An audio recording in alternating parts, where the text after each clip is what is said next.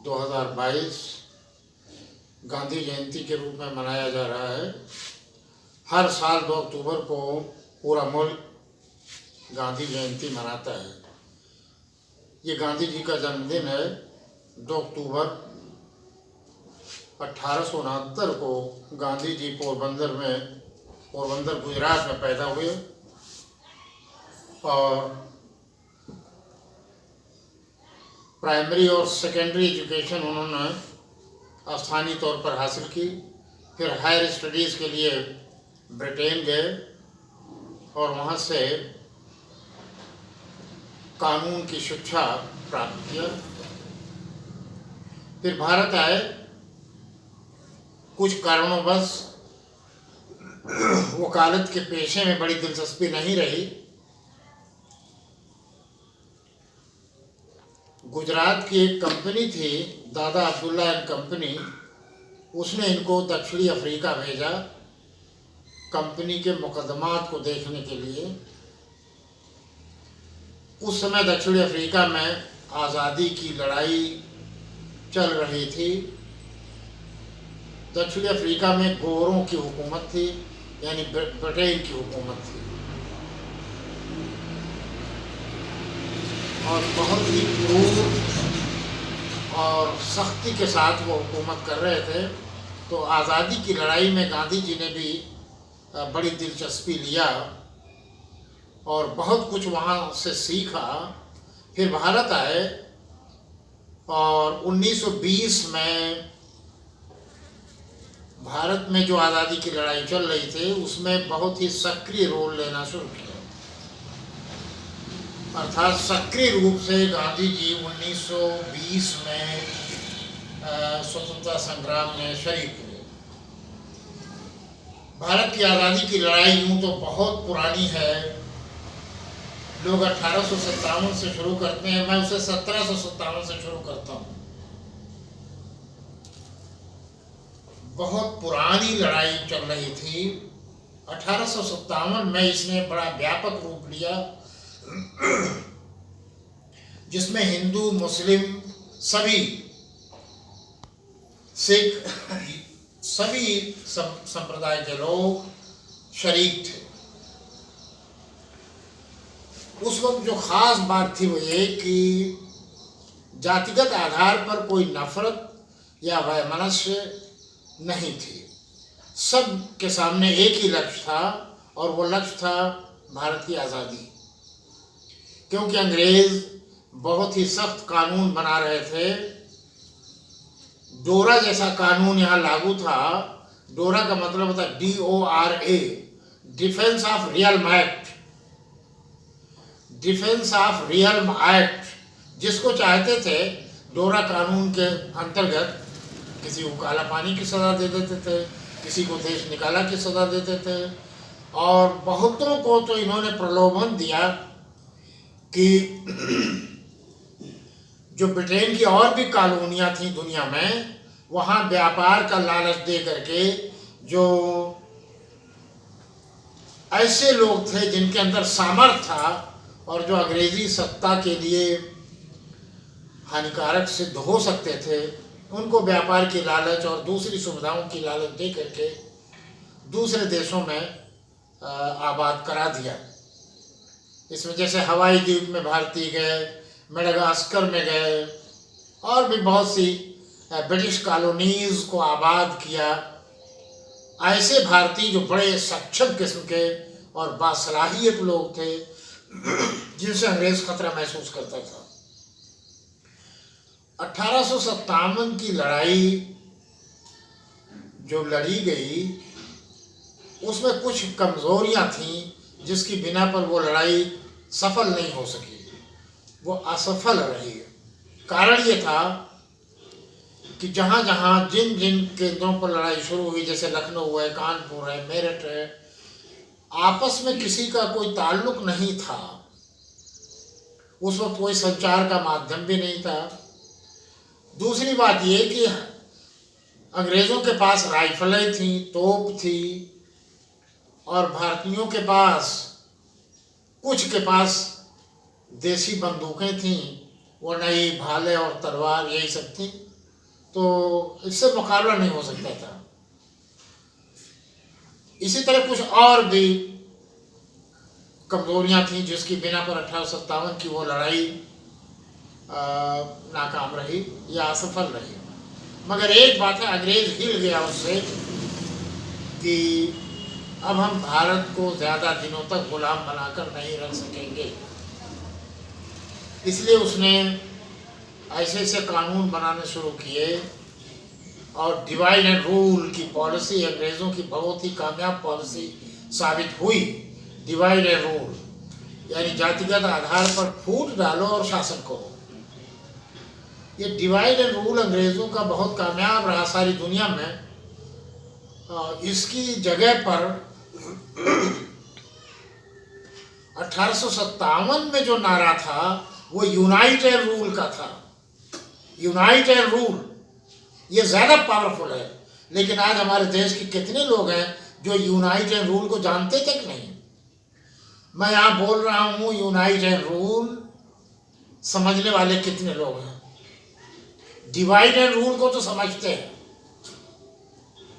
और इसमें दुनिया का हर देश फंसा हुआ है। डिवाइड एंड रूल यानी दो बिरादरियां हैं, एक सत्ता बिरादरी और एक शासित बिरादरी। एक रूलिंग क्लास है और एक रूल्ड क्लास है।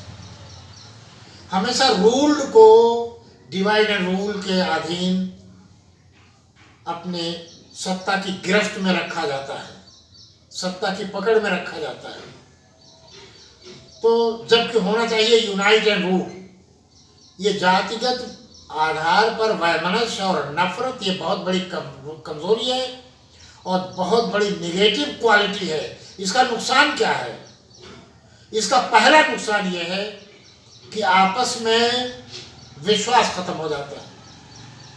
जैसे ही जात बिरादरानी की बात आती है, एक दूसरे पर विश्वास खत्म हो जाता है, और जिस समाज में विश्वास खत्म हो जाए वो समाज शमशान घाट तक पहुंच चुका होता है। दूसरा नुकसान यह है कि डिवाइडेड क्लास जो होता है, जो सोसाइटी डिवाइडेड होती है, वो कभी अच्छा निर्णय सहमति के साथ या सर्वसम्मति के साथ नहीं ले सकती। कभी भी सर्वसम्मति के साथ कोई निर्णय लिया ही नहीं जा सकता, चाहे वो निर्णय कितना ही अच्छा क्यों न हो, देश के लिए कितना ही हितकारी क्यों न हो। डिवाइडेड सोसाइटी कभी भी अच्छा निर्णय नहीं ले पाती, उसमें मतभेद हो जाएगा। ये दो तो इतने बड़े नुकसान हैं जिससे हम कभी भी किसी लक्ष्य को पहुंच नहीं सकते। अब उस 1857 की लड़ाई में जो अंग्रेजों के हिल जाने की बात थी वो ये कि यहाँ की हिंदू मुस्लिम यूनिटी को देख करके वो घबरा गए और अंग्रेजों ने ऐसी सी चालें चलना शुरू किया और इतिहास में इतनी गलत गलत बातें डाल दी कि उन्होंने ये तय कर लिया कि जब तक हिंदू मुस्लिम में हम मतभेद नहीं कर पाएंगे तब तक हम इस देश में और ज़्यादा दिनों तक शासन नहीं कर सकेंगे। इस निर्णय पर अंग्रेज पहुंच गए। वैसे अंग्रेज इतिहासकारों ने भी इस बात को तस्लीम किया है कि हमारे शासकों से भारत में भारतीयों के साथ जुल्म हुआ, इसको वो मानते हैं।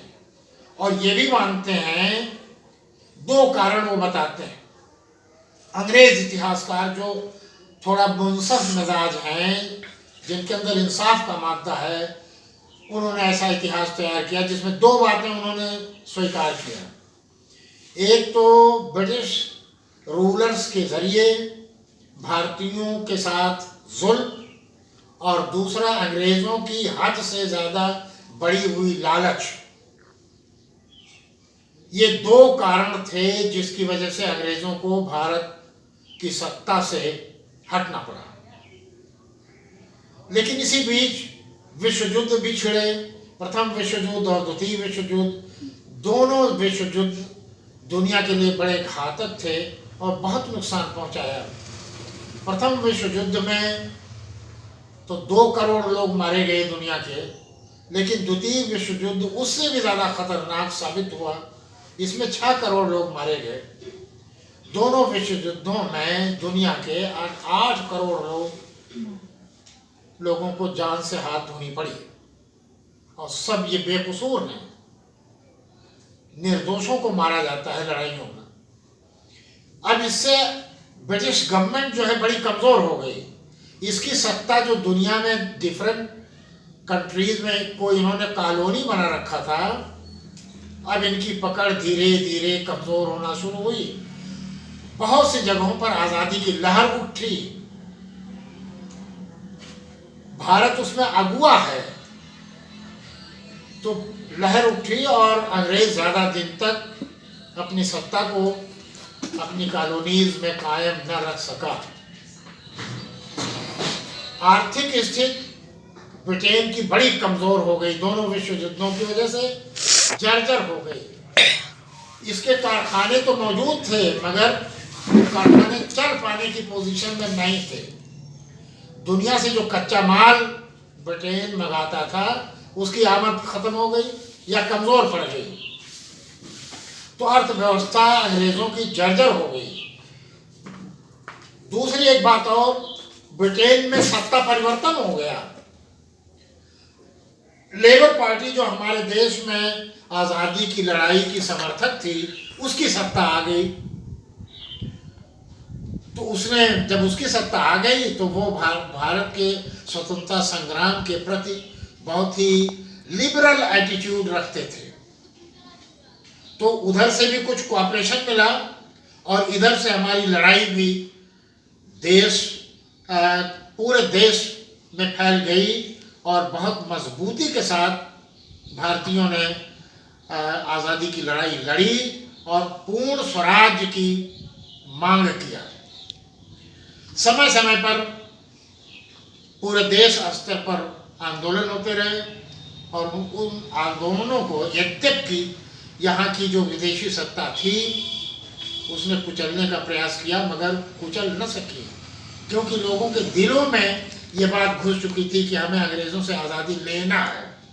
बच्चे बच्चे के अंदर ये भावना थी।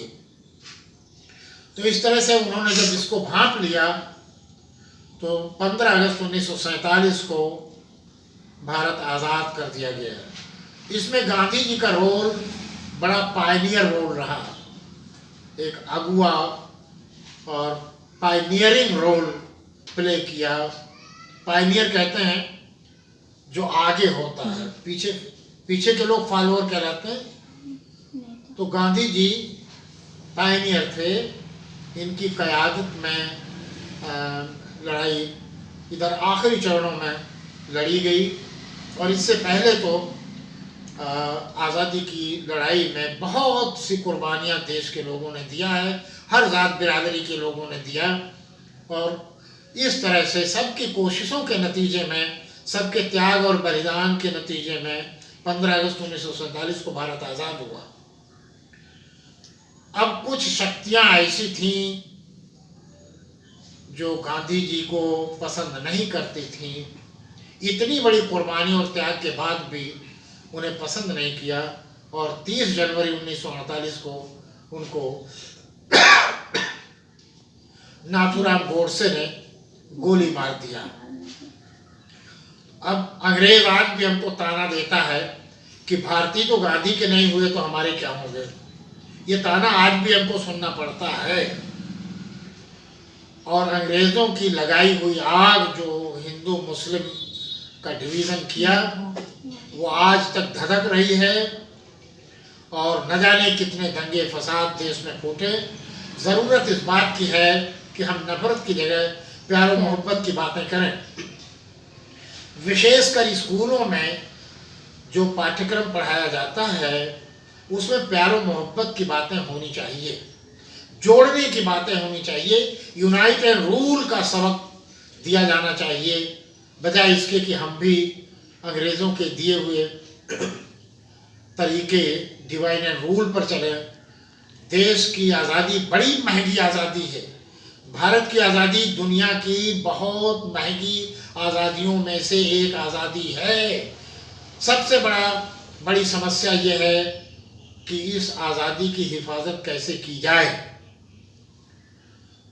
देश में प्यार और मोहब्बत और भाईचारा के बजाय कुछ लोग हैं जो नफरत की आग बो रहे हैं। इसको ख़त्म करने की ज़रूरत है, तभी हम देश की आज़ादी की हिफाजत कर पाएंगे। मुझे इस मौके पर नेहरू जी का एक सेंटेंस याद आता है। अंग्रेजी में उन्होंने कहा था, freedom is in peril, let us defend us with all our might. आज़ादी हमारी खतरे में है, आओ हम सब मिल करके पूरी ताकत के साथ इसकी हिफाजत करें। तो मैं अपनी बात इसी बात पर ख़त्म करना चाहता हूँ कि आओ हम सब लोग मिल करके इस देश की आज़ादी की हिफाजत करने का पूरा प्रयास करें और डिवाइड एंड रूल के स्थान पर यूनाइट एंड रूल का पाठ अपने बच्चों को पढ़ाएं।